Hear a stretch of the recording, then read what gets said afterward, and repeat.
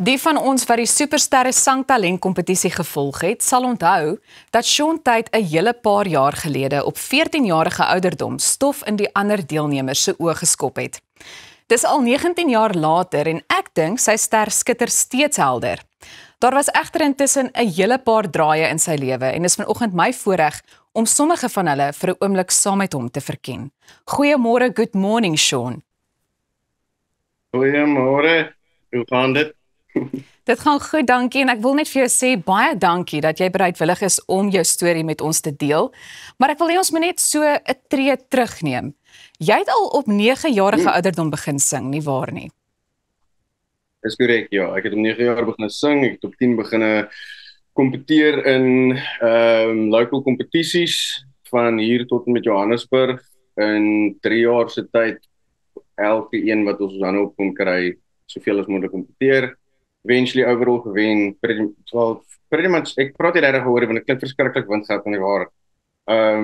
Maar ja, al die goed toernooie gewen. Toe kom ons by Yamaha Young Talent uit, Crescendo uit, dit ook gewen, die eerste 2 national competities vir my. Toe is dit so 'n jaar stil, toe kom Supersterre en toe dit soos, well, is nog een om te doen, ek laat het om te doen, you know, like, there was nothing to it. I mean, ek's 14 jaar oud. Dis nie asof ek gaan van, you know, I want to be the best nie. Dis net soos, okay, cool, nog iets om na te werk. En, wel ja, toe skitter my ster blijkbaar. So. En weet jy wat? Ek was daai aand in die gehoor gewees. Ek sal dit nooit vergeet nie. En ek dink ek kan dit nou maar sê, maar ons almal het gehoop dat jy gaan wen. So ons was so bly geweest toe dit wel die geval was. Ek was nog pas oortuig. Jy sou gesê jy het gehoop George gaan wen. Ek was oortuig van. Weet jy, kom ons laat dit daar. Ek het wel nou jy musiek geluister, maar ek bedoel ek het nie nou die bewyse hier nie. So ons beweeg maar net aan, maar nee, ek het gehoop jy wen. Maar ek wil graag uitkom by die druk van die musiekbedryf, want dit het egter so 'n bietjie van 'n letsel gelaat, as ek dit so kan stel. Ja, 100%. Kyk, jy moet verstaan, dis nie die bedryf dit self wat, hoe kan ek sê, anders raak nie, jou lewe raak anders. Dis die issue. Ek het nie matriek klaar gemaak nie, ek was van een hoërskool na 'n ander ene toe, ek het op 2007 die jaar na Supersterre. Ek dink 1 of 2 naweke gehad as 'n 15-jarige laaitie, so die vriendegroepe was myne toe none, die social level was omtrent nêrens. My ma het nie geweet wat se protocol nie, jy weet, hulle is even bang om jou toe te laat om net uit te gaan saam met jou vriende om movies te gaan kyk, want hulle weet ek is 'n stout gehad en nou is dit van, okay, hulle wil jou protect, you know, hulle weet dis dit. Maar ja, that being said, ek dink die familie impak wat dit het. Dis die massive ding hiervan, wat mense nie besef het. En eventually dis 'n identiteitsding. Identiteit speel so, as jy gaan kyk net, ek wil nou nie in 'n rabbit hole ingaan nie, maar identiteit in vandag se tyd is so groot ding, mense wat glo hulle is goed wat hulle nie is nie.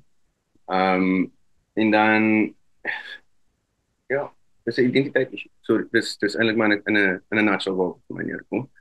So mense moet versigtig wees om net te dink dat hulle kan hulle self wees, want dis nie die waarheid nie. Jy het nie die vryheid om net jouself te wees in die musiekbedryf nie. Wat jy sien op stage is 99,9% van die tyd fake. So eenvoudig soos dit. Jy kry min mense wat regtig opreg is, soos wat hulle op stage is, en jy sien hulle dan actually van die stage af. So, ja, let's not go into that. Die feit van die saak is, mense moet op die einde van die dag 'n voorbeeld stel, man. Daar's kindertjies wat opkyk na jou ensovoorts. It's like it. As jy kan hoop vir 'n spinnekop, kan jy seker maar smaal vir 'n kind, né? So, ja, anyway. Ja. Nee, ek is baie bly jy verwys na die opregtheid van die bedryf, want ek dink dit is iets wat min mense weet. Maar goed, jy is toe ook op 'n jong ouderdom aan dwelms blootgestel.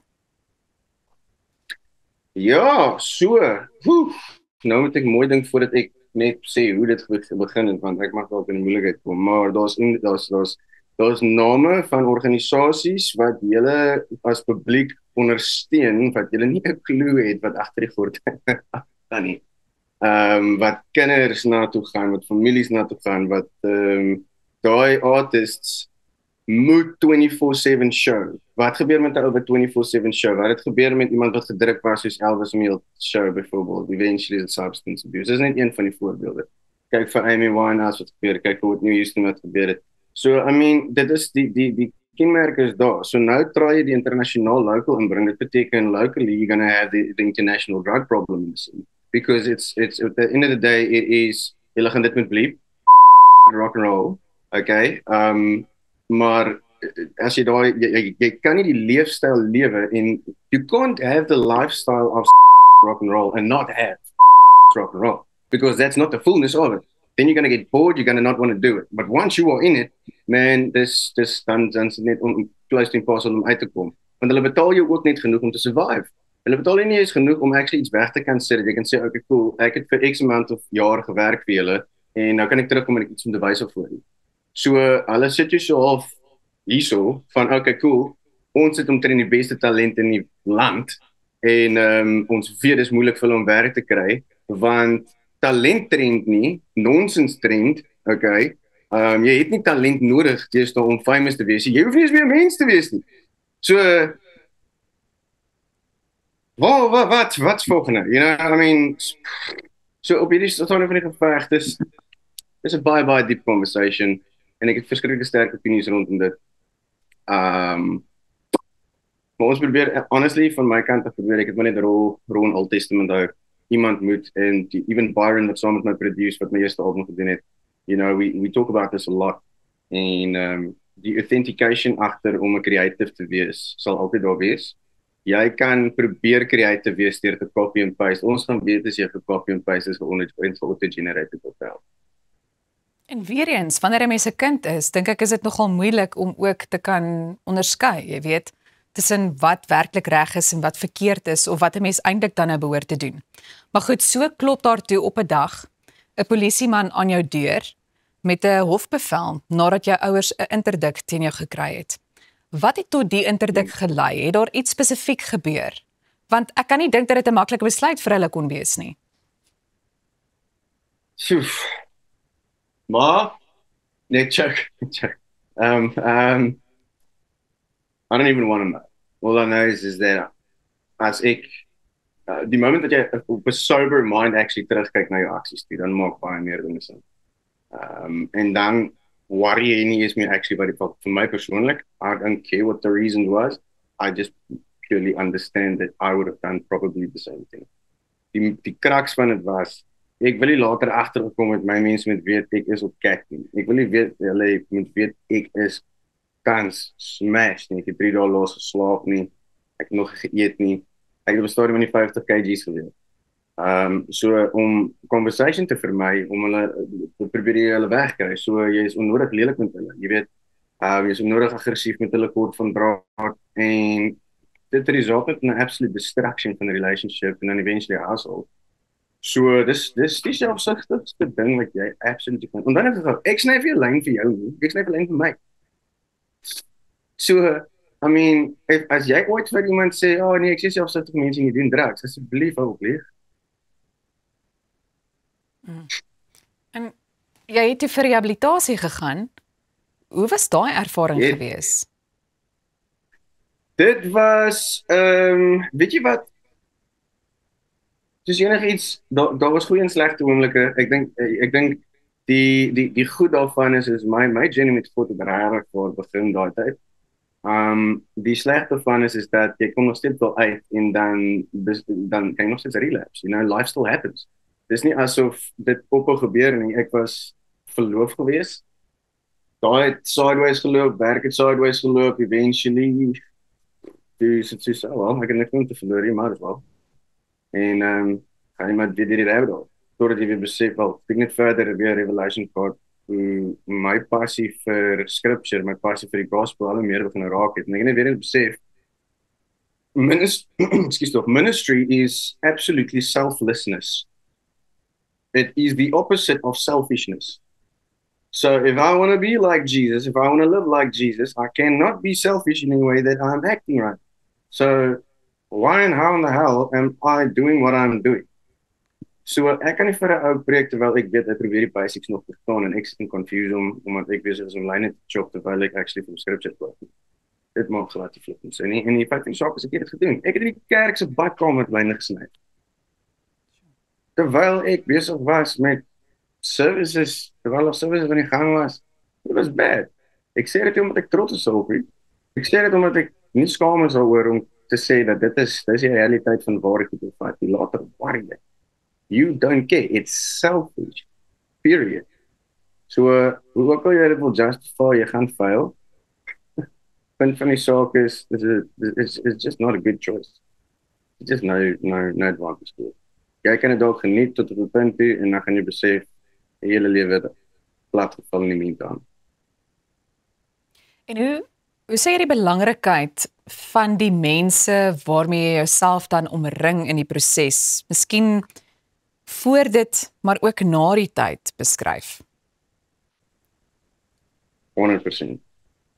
In general, dit is so 'n cliché, as dit die regte woord is, waar mense sê, spandeer tyd saam met die regte mense.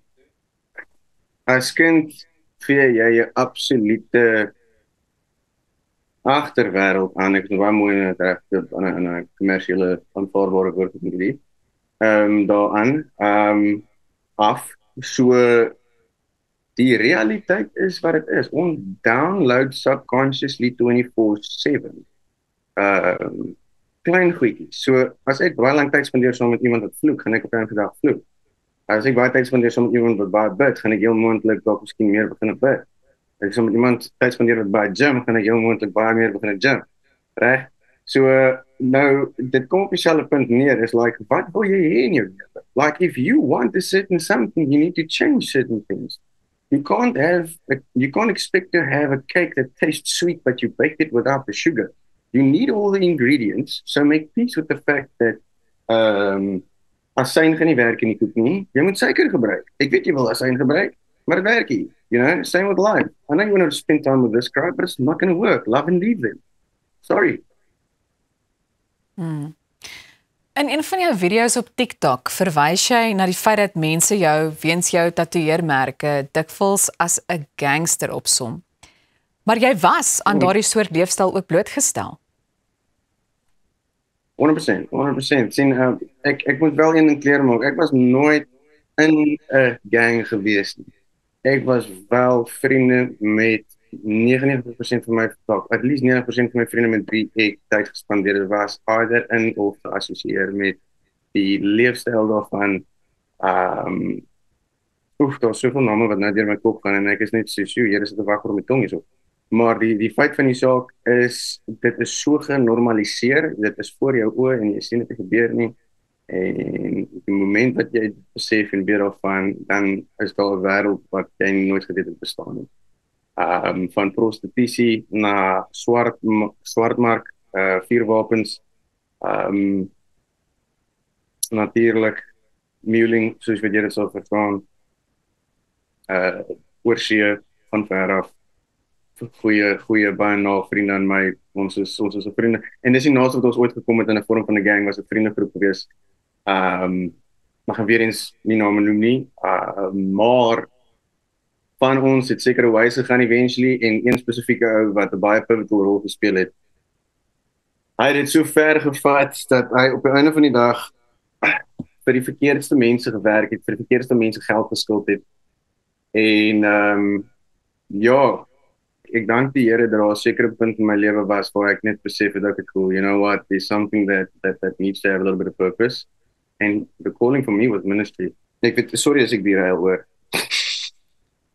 Nee, maar ek dink ook net, jy weet, mense onderskat dit. Weereens, ek gaan maar weer eens daai woord gebruik, want ek dink nie mense besef, jy weet, waaraan kinders of jong mense blootgestel word nie. En dit bring my ook tot by die volgende punt, want ek wil graag hê ons moet vir 'n oomblik stil staan by die sielkunde van sosiale media. Want ek weet jy is ook Ek sou sê jy is redelik uitgesproke oor iets soos, jy weet, die realiteit van depressie en angs ensovoorts. Maar dit gaan vir my so half hand aan hand met sosiale media. Ja, daar's twee kante daarvan. Daar's 'n goeie kant daarvan en 'n absoluut baie slegte kant daarvan. En ek dink 90% daarvan is sleg. Dit vat absoluut dis the social networking. So in other woorde, you are socializing on a network that's freaking virtual. So it's actually virtual social networking, network. And there's an issue, right? So society weet nie meer hoe om 'n conversation te hê nie. Society weet nie meer om te sê, "Hey, hoe gaan dit nie? Hoe gaan dit met jou nie?" As ek wou geweet het hoe gaan dit met my vriend back in the day, het ek af in die pad gestap en ek het gaan klop by sy deur en ek het gesê, "Hey, is my chommy by die huis?" You know, dit gebeur nie. Mense klop nie meer mekaar se deur nie. As jy nie respond op 'n WhatsApp nie, dan is dit soos, okay, beweeg aan. So nou wat nou? So nou kom ons op 'n punt waar ons moet sê, okay, hoe gaan ons filter wat ons kyk? En ouers. Okay, I'm going to leave that there. Maar die feit van die saak is dat jy kan nie verwag vir 'n kind met 'n selfoon om daai distinction te maak van wat goed is en wat sleg is nie. So ouers, as jy vir 'n kind 'n selfoon wil gee, doen 'n job behoorlik, blok dit dus op en nee, dis my opinie. Dis reg. My opinie. Okay, so die feit van die saak is social media het goeie elemente en dit was vir goeie intensie, maar soos wat jy in die Bybel jou verduidelik, enigiets wat goed is vir die vyand en dit draai om en dit maak sleg. Daar's soveel slegte dinge wat mense sien wat kinders nie moet sien op social media en pornografie. While ek praat van solid violence. So ek dink die psychological impact is sleg van social media af. So ek probeer van my kant af, wanneer ek tog iemand probeer encourage, is om te sê, okay, cool, gaan praat met iemand in die sin van go to a therapist. Don't listen to an online therapist, you know, of lees jou Bybel, gaan praat met jou pastoor. Iets in daai lyn, iets wat 'n praktiese advies gaan wees. Vir my was dit nog altyd iets gewees wat prakties was, wat ek nie uit my duim uit gaan sê nie, because where's the credibility in that? Nee, en ek dink dis 'n baie geldige punt. Ek weet ook dat jy in 'n stadium van die sosiale media platforms af verdwyn het, juis om net weer 'n bietjie, hoe sal mense dit stel, in voeling te wees met jou identiteit. En ons hoef nie nou daarby stil te staan nie. Wat ek wel vir jou wil vra is, as jy nou terugkyk, is daar enige iets waaroor jy baie spyt is en wat jy anders sou doen? Of verwelkom jy die feit dat dit die draaie is wat die lewe met jou geloop het? Daar is seisoene wat jy by jouself dink, ja, I wouldn't have wanted it any other way, and then there's seasons where you think, but I would have probably wanted it another way. Wanneer jy my dit weer vra, I wouldn't have wanted it any other way. Maar as iets is wat ek sou kon verander, is dit net om minder mense seer te gemaak het in die proses. Ek dink dit sou nice gewees het. Ja. Ons waardeer die feit dat jy vandag met ons gesels het. Ons hou jou dop. Dis baie snaaks daar op TikTok ook, al moet ek dit nou self sê. En daar is ook 'n nuwe podcast in die vooruitsig. Dis net my opinie, soos wat ons daar agter jou kan sien. So ons hou jou dop. En ons luister met groot belangstelling hoe jy kyk na sommige dinge in die lewe, maar weer eens dankie dat jy vanoggend jou storie met ons gedeel het. En ja, ek waardeer dit net uit my hart uit. Baie dankie dat julle uitgereik het. Ek waardeer dit, dis 'n eer. Nou ja, bly ingeskakel want ons kuier net hierna verder.